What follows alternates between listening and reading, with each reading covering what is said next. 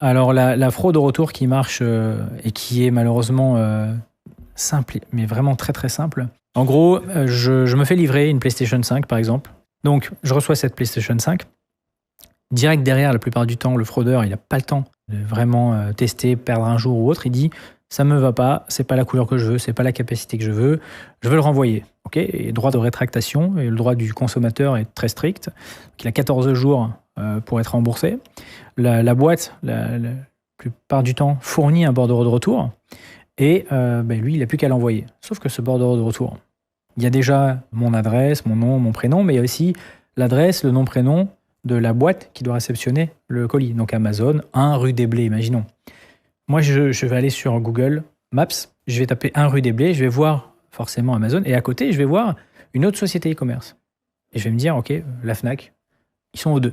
Je vais prendre Paint, tout simplement, ou peu importe, de toute façon, on n'a même pas besoin de qualité, c'est effrayant. Et je vais marquer 2 rue des Blés, la Fnac, et je vais le coller sur une enveloppe avec rien dedans. Et ce qui est fou, c'est que eux, ils sont basés sur le poids de l'article qu'ils ont envoyé. Moi, je le mets sur une enveloppe qui est vide ou avec un magazine dedans. Mais personne ne va vérifier ça. C'est un point indicatif. Je vais le donner. La personne à l'accueil, elle va tamponner, elle va dire « Ok, ça part ». Vous savez qu'il y a un code barre sur le colis. En fait, il ne sert juste à indiquer la route entre le point A et le point B, parce qu'il passe par des centrales de tri, et dans ces centrales de tri, il se passe dans des machines qui vont scanner pour dire « Ok, il est sur la bonne route, je l'envoie par là, ok, il est sur la bonne route, je l'envoie par là », mais il n'y a rien que ça. Okay. Et donc, si j'imite la route initiale, donc au lieu d'aller de chez moi au 1 rue des Blés, ça va au 2 rue des Bleus, c'est juste à côté, le pic va rien voir. Donc il va passer par tous les checkpoints. Exactement. Et côté Amazon, ils vont... Eux, ils se disent, ok, on attend le retour, et puis une fois qu'il y a le retour effectif, on rembourse. Et puis le facteur qui arrive, il récupère forcément sa lettre, il va sur sa route, puis il arrive au 2 rue des Blés, mais Fnac comme Amazon, ils reçoivent combien de colis par jour ?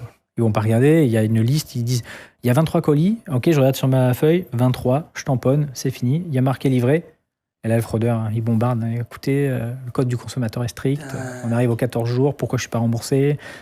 Je veux mon remboursement. Et puis surtout, ils sont très malins, ils ont pris un compte bancaire avec l'assistance juridique, comme ça ils peuvent aller au bout, ils peuvent porter plainte. En plus de ça, ils prennent des UFC que choisir. Ah mais le culot. UFC que choisir. UFC que choisir, enfin des boîtes comme ça. Et puis en fait, la société, elle a tellement peur. En plus, ils disent, je vais vous dénoncer à la DGCCRF. La société en face, elle se dit, bon, on rembourse. Moi, j'aurais cru déjà